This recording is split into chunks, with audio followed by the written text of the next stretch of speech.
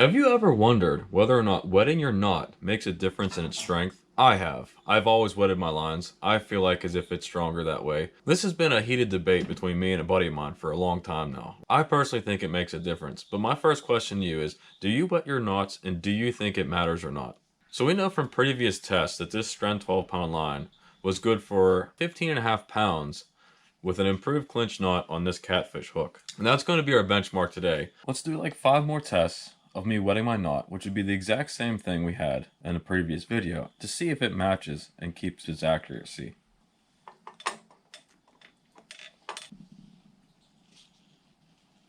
$15.43. I think it was up to 15.60 something there.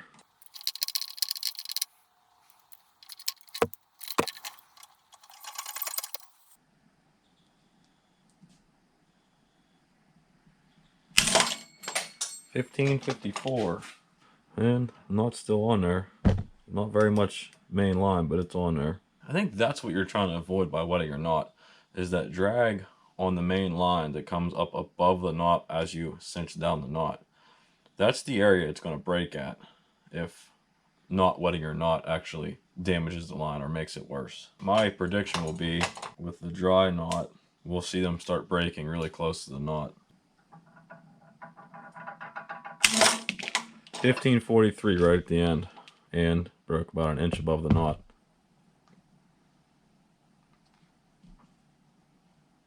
It goes up to 15.43 there for a second. And that's the first one that the knot itself failed. It's not even on the hook. Still held up to what it's supposed to, though. I think it's time. We're gonna do them dry, see what happens.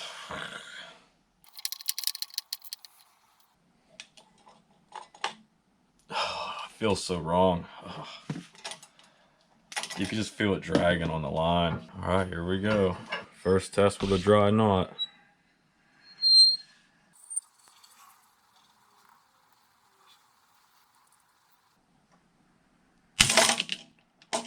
$14.57.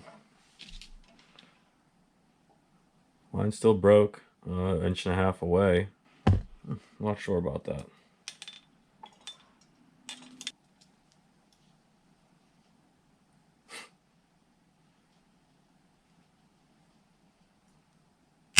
£16. I don't know, guys. Maybe we shouldn't wet our line.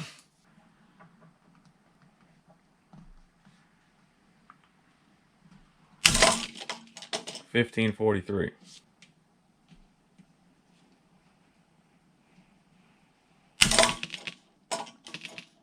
$15.28.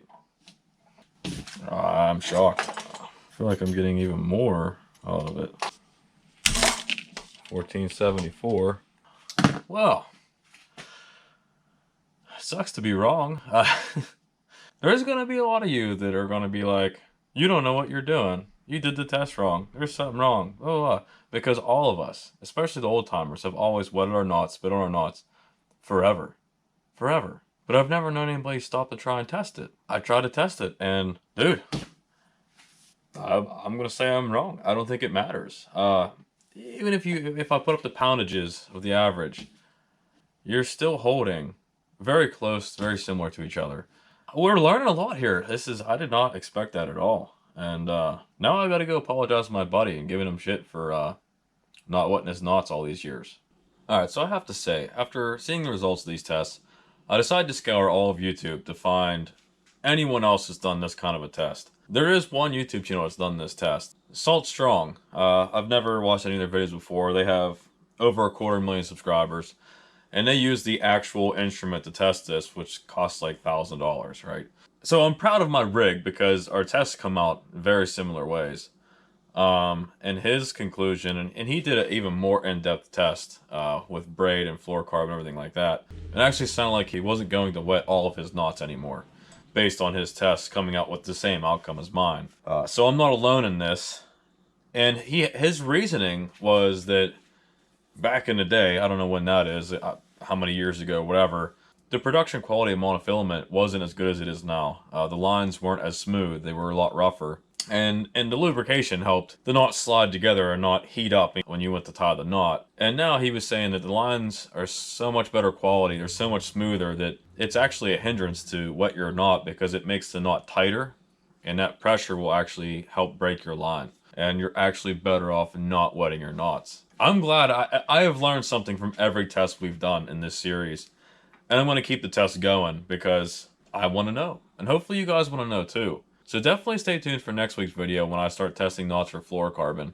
I'm going to have shorts showing how to tie those knots also. I'll see you next week. Have you ever wondered whether wetting your knot or not?